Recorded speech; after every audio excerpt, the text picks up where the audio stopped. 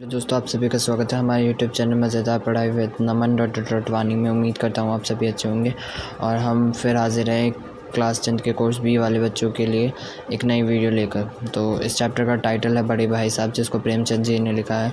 तो देरी ना करते हुए चैप्टर को स्टार्ट करते हैं हम।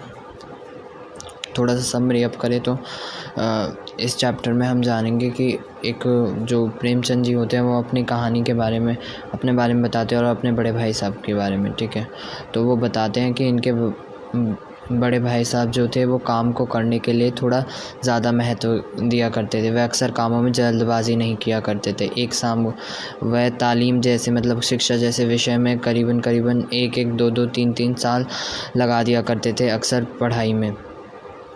ठीक है, तो उनका कहना था कि बुनियाद ही पुख्ता ना हो तो मकान कैसे पायदार बने, मतलब अगर नींव अच्छी नहीं होगी तो मकान कैसे अच्छा बनेंगे। इस हिसाब से वो तालीम इस वजह से कई समय तक, बहुत सालों तक किया करते थे, 1 साल पढ़ाई।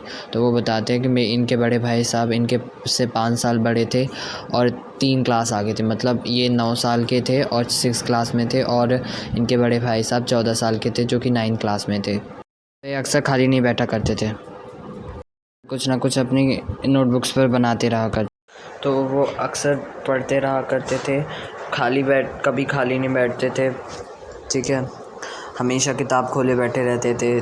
दिमाग को आराम देने के लिए अक्सर कॉपी पर कुछ ना कुछ बनाते रहा करते थे, जो अक्सर इन प्रेमचंद जी को समझ नहीं आया। जैसे आप इमेज में देख रहे हैं, एक लड़का कुछ ना कुछ ड्राइंग बना रहा है इस नोटबुक पर, वही इनके बड़े भाई साहब हैं। ठीक है, मतलब ये अक्सर पढ़ते रहा करते थे और पर इनके स्वभाव के उल्टे थे प्रेमचंद जी, जिन पे 1 घंटे भी बुक लेकर बैठ जाएं तो बहुत अजीब सा लगने लगता था। अक्सर इनके दिमाग में पढ़ते समय भी खेलने की बातें घूमती रहती थी। किंतु एक आश्चर्यजनक बात हुई कि इतना अच्छे से ये पढ़ते भी नहीं थे और ये पास हुए, अव्वल हुए, फर्स्ट आए अपनी कक्षा में। और जबकि इनके बड़े भाई साहब जो थे वो फेल हो गए 9 क्लास में, और जबकि वो सारे दिन पढ़ा करते थे। शायद इनके बड़े भाई साहब कारण बताते हैं कि ये सब मतलब तुक्का रहा गया होगा।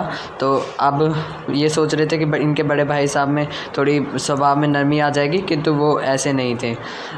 वो अक्सर एक बहुत गुस्सा उतारा करते थे इन पर, अगर ये मतलब खेलने जाया करते थे, कहा करते थे कि पढ़ो। उसके बाद एक दिन इनकी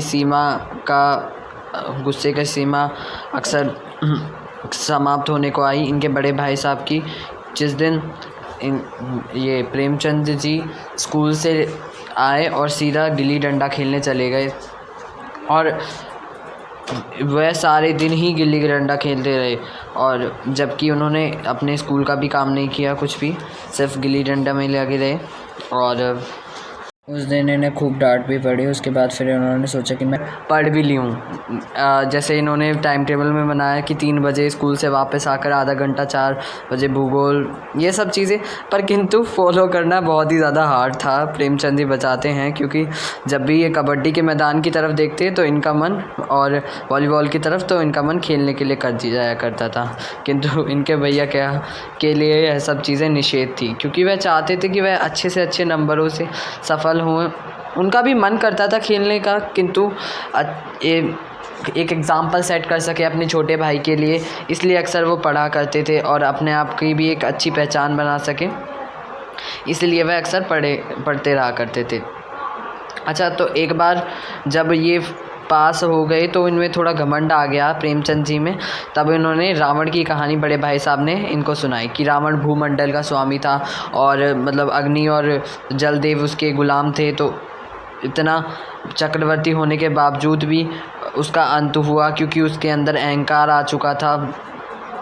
और उन्होंने बताया कि उसका कैसे अंत राम जी ने किया, जब उसका अहंकार की सीमा समाप्त हो गई। और उन्होंने यह भी बताया कि अंतिम समय में उसके घमंड में कोई उसे एक चुल्लू भर पानी देने वाला भी नहीं था। उसके अलावा उन्होंने शैतान की कहानी सुनाई, जब उन शैतानों को बहुत ज़्यादा क्या कहते हैं घमंड आ गया था, अहंकार आ गया था। तो देवताओं ने क्या किया कि उन्हें नरक नरक की तरफ भेज दिया कि ऐसे घमंडी लोगों को तो नरक में ही रहना चाहिए। उन्होंने एक शाही रूम की भी कहानी सुनाई, जिसे एक बार अहंकार आ गया था तो उसे ज़िंदगी भर भीख मांग कर खाना पड़ा था। अपना जीवन सारा का सारा उसी मांगने खाने में व्यतीत करना में भीख मांग के, और अंत में वह इसी भीख मांगते मांगते मर गया। उसका कुछ नहीं हुआ। तो मतलब अभिप्राय वो यह दिखाना चाहते थे कि भी वो अहंकार से लोगों का फ़ायदा नहीं होता। उसके अलावा इन्होंने बताया कि मुझे कितनी सारी मेहनत करनी पड़ती है। हज़ारों जेम्स की कहानियाँ पढ़नी पड़ती हैं, चार्ल्स की कहानियाँ पढ़नी पड़ती हैं, कितना सब कुछ है मेरे पढ़ने के लिए। और किंतु उन्होंने यह भी बताया कि ज्योमेट्री कितनी हार्ड होती है। अगर हमने ट्रायंगल के ए बे से को से बे ए या ए बी सी को बी ए सी लिख दिया, परीक्षकों द्वारा नंबर काट लिए जाते हैं। और इस बात पर व्यंग करते हुए इनके बड़े भाई साहब कहते हैं कि दाल भात को रोटी खाओ या भात दाल रोटी, बात तो एक ही है। उसके अलावा वे बताते हैं कि लंब पर वो गिरा दो, लंब पर रेखा गिरा दो तो क्या दोगुना हो जाएगा, तिगुना हो जाएगा। वो यह सब बातें भी बताते हैं। अक्सर इस पर परीक्षा नंबर काट लिया करते हैं। और निबंध को लिखने के लिए देते हैं तो 6 से 7 4 से 5 पेजों का लिखने के बावजूद भी वह कहते हैं कि इस पत्र को संक्षिप्त में लिखिए। वैसे तो वह परीक्षक खुद सिखाते हैं कि समय की पाबंदी होनी चाहिए, और वैसे हमारा समय व्यर्थ करने के लिए लगे रहते हैं। इस बात के लिए पर उन्होंने व्यंग किया है बड़े भाई साहब ने करारी शिक्षा नीति को। इसके अलावा भी बताते हैं कि इस पढ़ाई ज्ञान के अलावा जीवन का ज्ञान भी होना आवश्यक है। जैसे कि इनके माता पिता को होता है कि सारे घर का खर्चा अक्सर वो ही उठाया करते हैं। उसके अलावा भी बताते हैं कि तुम्हारी परीक्षा में पास हैं। उन्हें बाहरी दुनिया का भी फिर भी बहुत ज्ञान है, जब इसी वजह से वे स्कूल को चला पा रहे हैं। ऐसे ना जाने कितने एग्जाम्पल उन्होंने दिया कि उसे बताने के लिए कि बाहरी चीज़ों के बारे में भी हमें जानकारी होनी चाहिए। इनके बड़े भाई अक्सर बड़े बड़े भाषण दे दिया करते थे। उसके अलावा फिर दूसरी बार फिर इनके बड़े भाई फेल हो गए दूसरी बार, और फिर से वो अव्वल आए। अब थोड़ा सा गुरूर इनके छोटे अर्थात प्रेमचंद जी को आ चुका था। अक्सर वो पतंगबाजी करा करते थे। वो सोचते थे कि इस बार बड़े भाई साहब टूट चुके हैं, वो कुछ नहीं कहेंगे।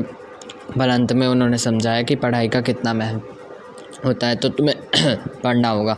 और अब शायद इस बार प्रेमचंद की जी के बाद यह दिल पर लगी।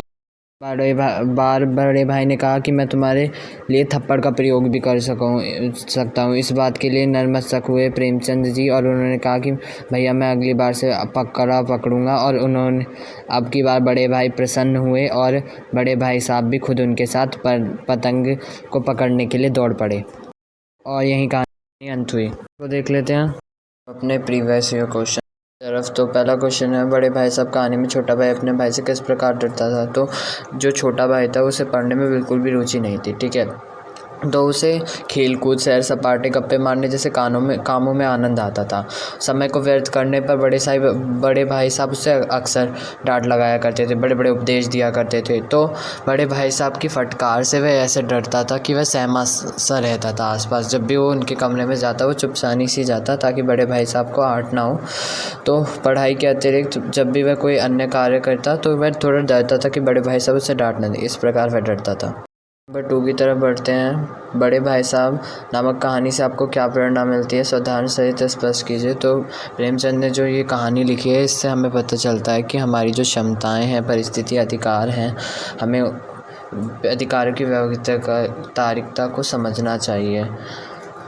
इस कहानी में देखिए कि दोनों पात्र अपनी चीज़ों से मजबूर थे कि छोटा भाई पढ़ने के लिए तैयार नहीं था। बड़ा भाई हमेशा उपदेश देता रहता था। वह कभी यह नहीं समझता था कि उसके छोटे भाई को मतलब आदर्शवश और भयवश वो चुप रहता है। तो इसका मतलब ये नहीं है कि हम अपने कुछ भी उसे भाषण की तरह सुनाते रहें। हमें बोलना चाहिए वो हमें खुद भी करना चाहिए। हमें शालीन, हाँ, जैसे छोटे भाई ने पलट कर कोई जवाब नहीं तो बाई चांस आप सोचिए अगर छोटा भाई यह कह देता कि बड़े भाई आप फेल हो गए, आप मुझे यह सब ना दें, तो हमें ये जब जो हम बातें बोलते हैं हमें उस पर खुद भी पालन करना चाहिए। हमें डांट फटका कर रोब से किसी को पढ़ाया नहीं जा सकता है। तो हमें जो सिद्धांत हम खुद बोलते हैं उस पर खुद भी पालन करना चाहिए। या फिर हम उपदेश देते हैं, हमें खेल कूद भी छात्र जीवन की आवश्यक है, तो इसलिए हमें उससे सामने वाले को प्रेरित करना चाहिए कि तो खेले कूदे, हमेशा पढ़ने के लिए नहीं। This is not fair. Question number 3 जो कि 2012 में आया है, तो छोटा भाई बड़े भाई से बचने के लिए क्या क्या प्रयत्न करता था, अर्थात प्रेमचंद जी क्या क्या प्रयत्न करते थे। तो वो क्या करते थे कि हमेशा उन बड़े की नज़र से बचने के लिए शाम के समय भी दूर रहते थे। वह आंखों से दूर रहने की अक्सर चेष्टा किया करते थे। कमरे में भी चोरों की तरह आया करते थे, जैसे कि गुप्त रूप से एक चोर आता है। छोटे भाई से छिपकर पतंग उड़ाया करते थे और आधी से ज़्यादा चीज़ें बाहर ही खेला करते थे ताकि छोटे भाई से बच सकें और बड़े भाई से बच सके छोटे भाई, और उन्हें उनकी डांट ना सुननी पड़े। तीसरा क्वेश्चन है कि अहंकार मनुष्य का विनाश करता है। इस कथन को स्पष्ट करने के लिए बड़े भाई ने क्या क्या उदाहरण दिए। तो पहला उदाहरण उन्होंने रावण का दिया था कि रावण कितना भयंकर था और कितना भूभाग मतलब सब कुछ जीत गया था, विश्व निर्माता था, किंतु उसके अहंकार ने उसे यहाँ तक पहुँचा दिया कि उसने एक छोटे से मुनि यानी राम जी के हाथों अंत हुआ। दूसरे एग्जाम्पल में उसने बताया था कि एक असुर थे, शैतान थे, उन्हें अक्सर अपने आप पर वो आ गया था, घमंड आ गया था, तो इसीलिए उन्होंने भगवान जी ने सारे उनको नरक में भेज दिया था। उसके अलावा साहिरूम को एक बार अहंकार आ गया था, तो उससे भी भीख मांग कर वो सारी ज़िंदगी मर गया था। क्वेश्चन नंबर 5 की तरफ बढ़ते हैं, जो कि 2011 में आया था। तो बड़े भाई छोटे भाई को क्या सलाह दिया करते थे। वे यह सलाह दिया करते थे कि तुम्हें खेल कूद में कम समय व्यतीत करना चाहिए। और छोटे भाई ज़्यादातर यानी प्रेमचंद जी ज़्यादा खेलना पसंद करते थे, तो वो अधिक से अधिक उपदेश उन्हें दे दिया करते थे कि पढ़ाई में ज़्यादा ध्यान दो और अहंकार ना करने की सलाह देते थे। बड़े भाई साहब की बुद्धि सहज और तीव्र थी। उनके व्यावहारिक होने के 2 उदाहरण दीजिए। तो व्यावहारिक होने के उदाहरण, तो 2 उदाहरण वो ये हैं कि जब पहले लेखक फेल हो गए थे तो थोड़ा सा घमंड आ गया था प्रेमचंद जी के अंदर यानी छोटे भाई के अंदर। तो उन्होंने बताया कि एक बार ऐसी रावण को भी अहंकार आया था तो उसका अहंकार चूर चूर हुआ था। ऐसे 2 लोगों के और उदाहरण दिए थे। उसके अलावा उन्होंने बताया था कि सिर्फ पढ़ाई ज्ञान नहीं होता, उस सबसे बाहरी दुनिया के बारे में भी पता होना चाहिए ताकि हम अपनी जिम्मेदारियों को समझ सकें। और इसके लिए बड़े भाई साहब ने दादा दादी का एग्ज़ाम्पल दिया, तो इससे पता चलता है बुद्धि तीव्र थी। और उन्होंने अंत में यह भी बताया कि कनखियों मतलब पतंग उड़ाने का मन उनका भी करता है, छोटे भाई से गले लगा कर कहा, ताकि इससे उन्होंने ऐसे कर्तव्य निष्ठा का उदाहरण दिया और लेखक को बहुत अच्छे से समझाया। अगले क्वेश्चंस की तरफ बढ़ते हैं।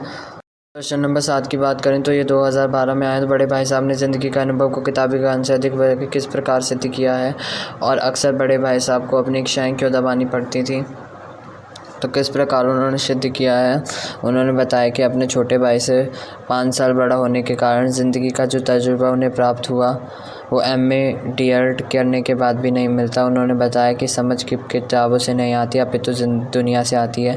भाई ने कहा कि उनकी अम्मा और पिताजी इतने पढ़े लिखे नहीं हैं, किंतु उन्हें दुनिया की बहुत समझ है। उसके अलावा उन्होंने बताया कि बड़े भाई साहब अगर वे बीमार हो जाएंगे तो छोटे भाई को दादा को पत्र लिखकर सहायता लेनी पड़ेगी, परंतु अगर दादा स्वयं बीमार पड़ जाएंगे तो अनुभव के आधार पर फिर उस घर को कौन संभालेगा। महीने के खर्च को भी इनके माता और पिता ही संभालते हैं। इतनी जल्दी यह दोनों तो जल्दी से इतने सारे पैसे नष्ट कर देते हैं, किंतु दादा उस छोटे से घर से सारे घर को चला लिया करते हैं। यह सब बताया उन्होंने।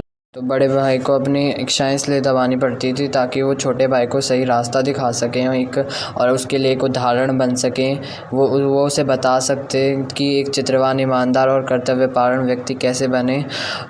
इसीलिए वो बहुत ज़्यादा मेहनत करते थे और कभी डरते वो खेलते भी नहीं थे। तो फिर छोटा भाई उनकी बात भी ना मानता और ना कभी उनसे डरता अगर वह उसे समझाते नहीं और ख़ुद बेराह चलते। तो इस प्रकार छोटे भाई की रक्षा कौन करता है, इसलिए उन्हें यह सब कर्तव्य सब करने पड़ते थे। प्रश्न नंबर 8 की तरफ बढ़ते हैं। दूसरी कि दूसरी बार पास होने पर छोटे भाई के व्यवहार में क्या क्या परिवर्तन आए। तो क्या क्या परिवर्तन आए, वो अक्सर दूसरी बार पास होने के बाद फिर वह स्वच्छंद हो गया। वह बड़े भाई के ना कुछ कहने की आदत का अधिक ही फ़ायदा उठाने लगा। थोड़ा बहुत पढ़ लिया करता था और फिर उसके बाद थोड़ा बड़े भाई के लिए अब उसके मन में थोड़ा डर ख़त्म हो गया, क्योंकि फिर वो भाई से ये भी कह सकता था कि वो खुद फेल हो गए, मुझे क्या शिक्षा देंगे। इसीलिए थोड़ा घमंड भी आ गया, क्योंकि उसकी तकदीर बदवान थी। यही सब हुआ था। उसके अलावा क्वेश्चन की तरफ बढ़ते हैं, जो क्वेश्चन नंबर 9 2016 में आया था। बड़े भाई साहब ने छोटे भाई पर जवाब जमाने के लिए लंबे लंबे भाषण देती थी। उनके आदतें बोलने की आदत कमज़ोरी थी, तर्क से थी, तो उसकी कमज़ोरी भी थी और वो गुण भी आया, मतलब खूबी हुई। क्योंकि कमज़ोरी इसलिए थी क्योंकि वो बड़े बड़े भाषण देते थे तो स्वयं उन पर अमल नहीं कर पाते थे। तर्क नए प्रकार के तर्क जुटाते थे खुद को साबित करने के लिए, किंतु वो वैसे बिल्कुल नहीं थे। और उसके अलावा खूबी ऐसे निखर के आई कि उनका छोटा भाई जो है उनसे थोड़ा डरने लगा और डर के कारण पढ़ने लगा, और उसी पढ़ने के कारण वह कक्षा में अव्वल और अच्छे मार्क्स प्राप्त पाया करता था। अब अगले क्वेश्चन की तरफ बढ़ते हैं कि बड़े भाई साहब ने पहल किस लिए डांटा था छोटे भाई को। कि इसलिए डांटा था क्योंकि वो गिल्ली डंडा खेलने चले गए थे। वो सुबह के स्कूल के आने के बाद फिर शाम को खाने के समय लौटे थे, जिससे बहुत गुस्सा हुए थे वो, इसलिए उन्होंने डांटा था। क्वेश्चन नंबर 11 की तरफ बढ़ते हैं, जिसे 2013 में आया। बड़े भाई साहब पाठ के आधार पर बताइए कि छोटे भाई साहब की शालीनता किस बात में थी। क्या उसने अपनी शालीनता निभाई? हाँ जी, उसने अपनी शालीनता निभाई। वो छोटा भाई की शालीनता इस प्रकार प्रकट होती है, वह सिर झुकाकर मौन रहकर बड़े भाई की डांट फटकार सुन लेता था। वह बड़े भाई का अदब करता था, इसलिए उनसे नज़र बचा कर रहता था। और अक्सर वो पतंग का टूर्नामेंट भी करता था, सब गुप्त रूप से करता था ताकि बड़े भाई को पता न चले और वो हमें डांटे नहीं। और बड़े भाई के फेल हो जाने के बाद भी वह उसके प्रति भावना कम नहीं हुई, बल्कि वह त्याग और सुख दुखों को देखकर स्वयं पर शर्मिंदा हो जाता था और कभी भी उसने उनका उत्तर नहीं दिया। बस इतना ही है।